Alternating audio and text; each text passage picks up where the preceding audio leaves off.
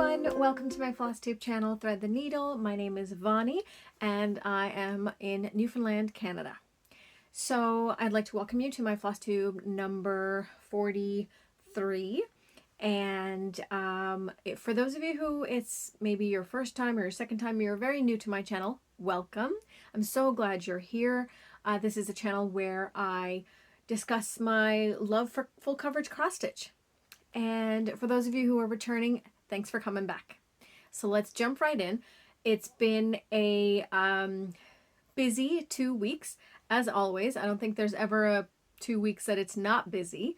So let's begin with my WIPs update.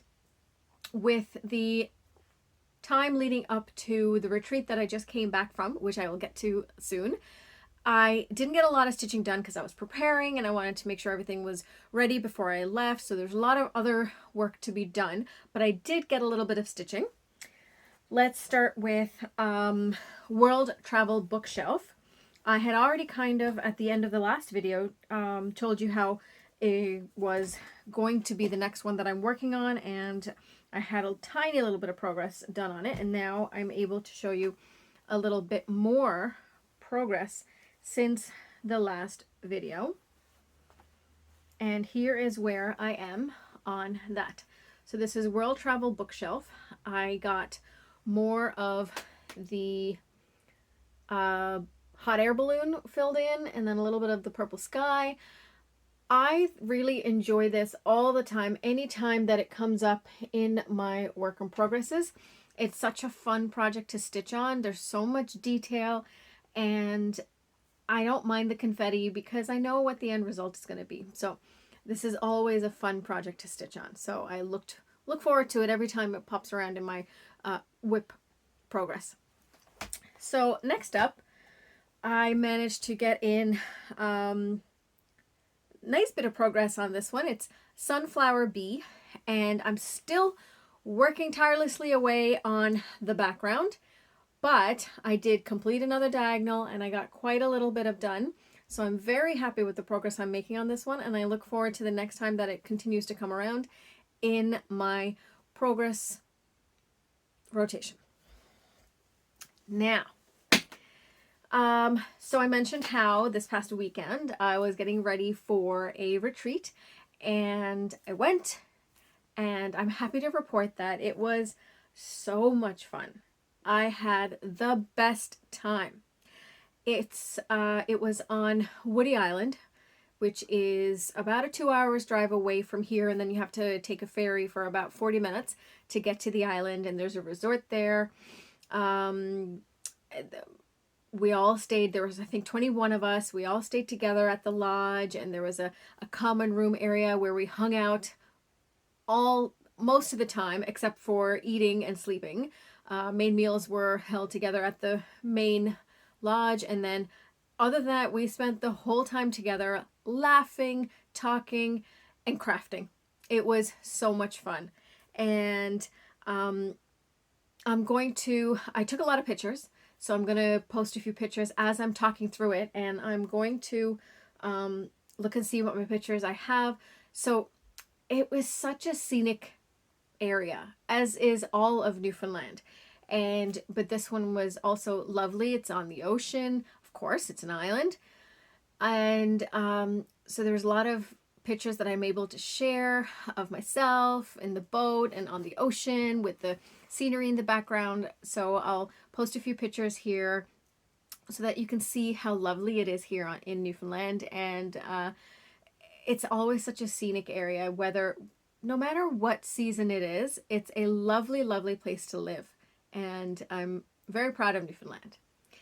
Then the place we were staying, it was very cozy and very down to earth, which was really nice. And the food, oh my goodness, if you like good down home cooking, it was the best. We all enjoyed all the lovely treats and meals that they prepared for us. So it was lots of fun.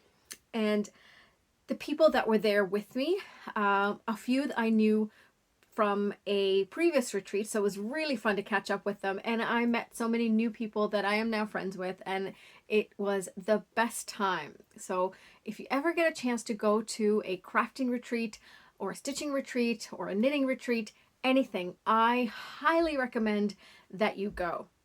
And as you know, I had selected, anytime you see me looking down, I'm looking at my notes so that I don't forget to tell you everything that I wanted to tell you in this video. So let's start off with the lady who organized it. She's such a doll. She had told me that she had gone out to a flea market in Edmonton, which is on the other side of Canada. And she had been to a flea market and had seen something that reminded her of me.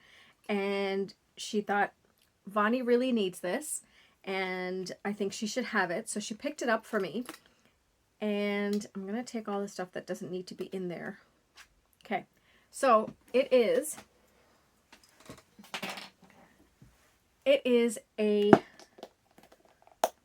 box, okay? It's a leather box, okay?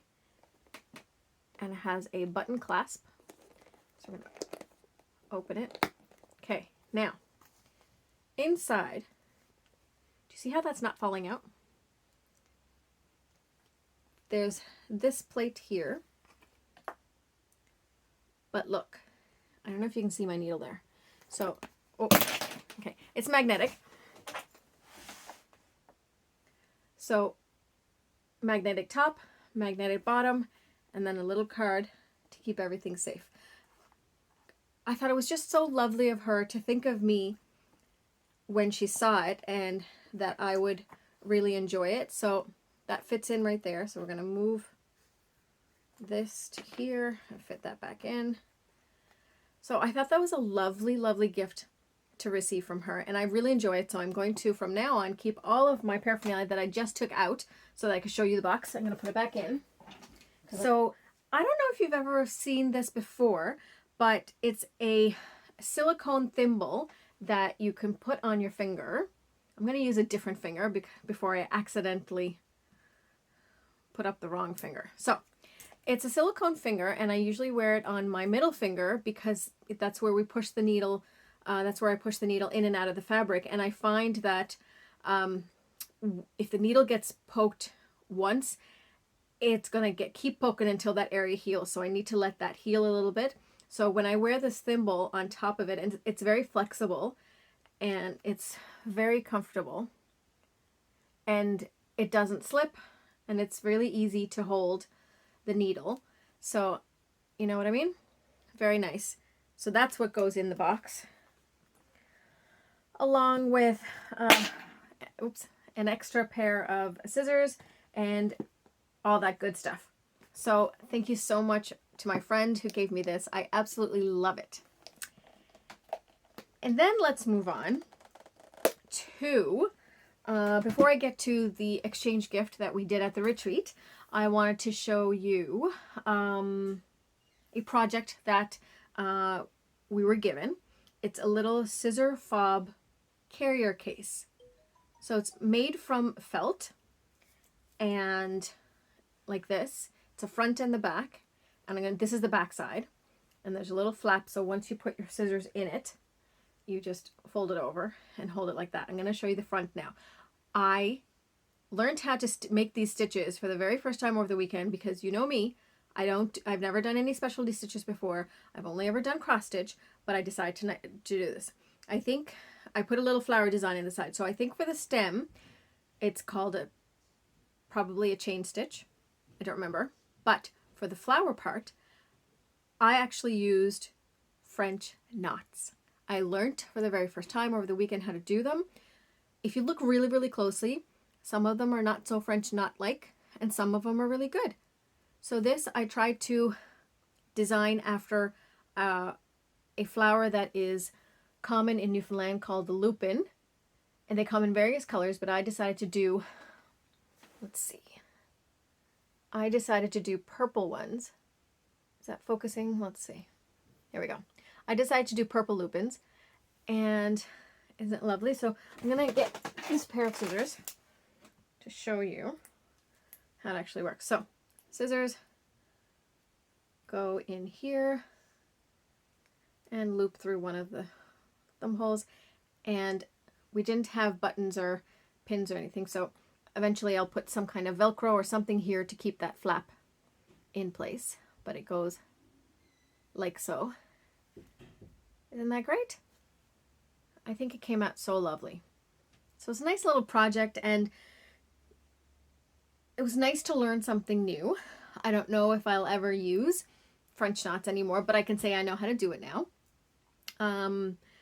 It's a little bit messy, so I don't look too closely at it, but I love how it came out. So I'm happy with that. Now, next, we'll move on to the exchange gift. So everybody who comes to the retreat is asked to, if they want to participate, they bring a gift of a certain value. It could be a handmade item. It could be a bought item. So it could be nothing related to stitching or knitting or crafting. It could be like, you know, some really nice chocolates or some self-care things like hand cream or anything like that. Anything is allowed. And for those who want to participate, anybody who brings one gets to take one home in return. So we all participated in the exchange, and here's what I got. My gift was given to me from a lovely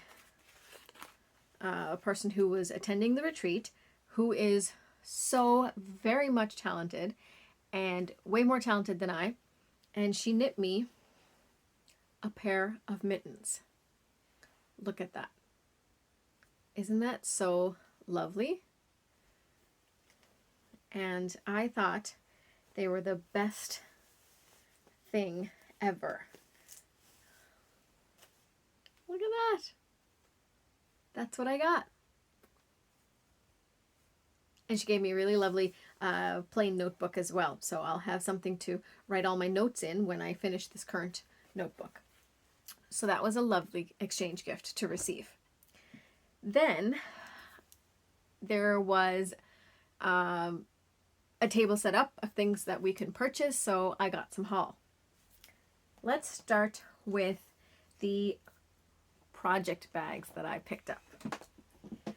The first one is this lovely yellow and gray paisley design, and it's vinyl front. It's the perfect size for the type of Q snaps that I use. So that was really, really nice. And it's nice and quilted on the backside edge, and on the inside of the vinyl it's quilted as well. So beautiful. The other project bag that I got was, I actually have a project inside of it. So before I get to that project, I'll show you the bag. This is the back of it. I think these are pansies. So beautiful. This is also vinyl. And this is my retreat project, so I'm going to show you how well it fits inside a project bag. My Q-snap fits so perfectly well. So now, let's get to, before I talk about my project, let's talk about the last piece of haul. I bought 2 skeins of some lovely silk yarn. Don't these colors just scream me? I love these colors. This yarn is, I've never worked with it, and I was worried that it would be too hard for me to work with because it goes from thick to thin. There's thin areas, there's thick areas. I mean, look, there's an area that's that skinny, then there's thick areas like that. But it's so lovely, so soft. I can't wait. I couldn't wait. So I actually already started. I decided to make a shawl with it. Like one of those triangle shawls, you know. And you can use it as a scarf type thing or wrap. So here's what it is. So, okay, it's a triangle scarf like that. I'm going to show you a little closer. I'm not very good at showing this. I noticed I couldn't take pictures of it either. Okay, so this is what it is. As you can see, there is a small eyelet pattern as well. I think it's going to be really beautiful when it's done. But this is going to be a very slow project because, as always, my focus is cross stitch. But I promised that I would give my friends from the retreat an update every once in a while. So I will stitch on it every once in a while. Now we get to my retreat piece. I don't know if you remember, but the last retreat I went to, my first ever retreat, I decided that I wanted a project specifically for retreats. I didn't want to just start one for the retreat. I wanted one that I could take back to each and every retreat that I go, so it could be kind of like a memory piece.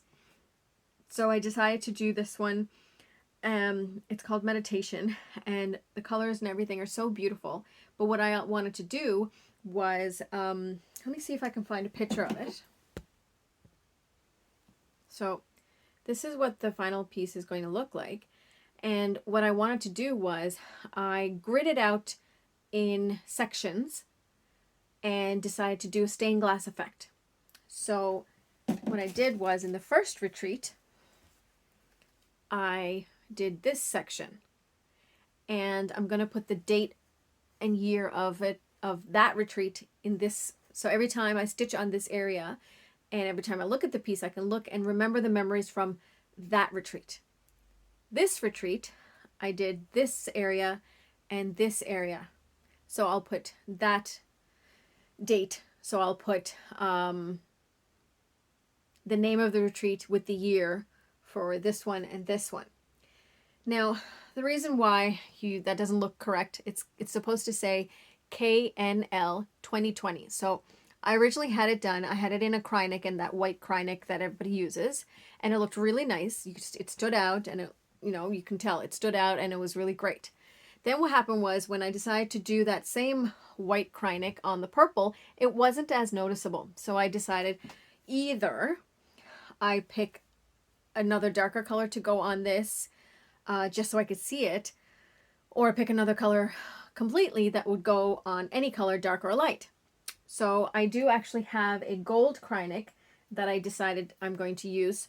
So instead of the white Kreinik, I'm going to use gold Kreinik, which will look nicely on that, and as well it'll come up nicely on the lighter colors as well. And that way each section will have the same Kreinik on it, and then that means it will all match nicely. So, but the problem is I have to unpick that first and then stitch it in. Do you know how hard, first of all, it is to stitch with Kreinik? Second of all, to unpick or frog the Kreinik? So hard. And I didn't want to do it at the retreat. I did a little bit of it, and it was just getting too difficult. So I said, you know what? I'm just going to do it at home when I get back. But I think it's lovely. So as you can see, for this retreat, I outlined these boxes here, and I got this much done. So every once in a while, I'll pick this up and I will finish these 3 boxes. And the next retreat, you'll see I think there's going to be a box here, and then there's a box here. It's all different shaped boxes. I don't have the exact outline of what sizes each box is, but it's all symmetrical in the whole square, and I think it's just going to be lovely. So I'm really looking forward to how it all turns out. It's just a little memory piece for me. I think it's really nice. You always have photos, but this really, I felt like, because I can remember the details about this retreat. Every time I look at this corner, all the conversations that I had while I was stitching on it, and the same goes for these two. It's going to be lots of fun and lovely to have it like this. So I'm really looking forward to it. I had lots of fun. Sorry, I'm going to just mute my phone. It keeps buzzing at me. It was so much fun, and I can't recommend it enough that if you ever get a chance to go to one, go enjoy yourself. It is so much fun to be with like-minded individuals. There was maybe not a whole lot of stitching that I got done, as you can see, but the laughter and the stories and the experience that you will have, That was my favorite part. It was just the joy of being with people that understand the love you have for your craft. And that's what it was. It was wonderful. So thanks for joining me here again today for this Flosstube episode. I hope you enjoyed it, and I can't wait to see you again next time. Bye.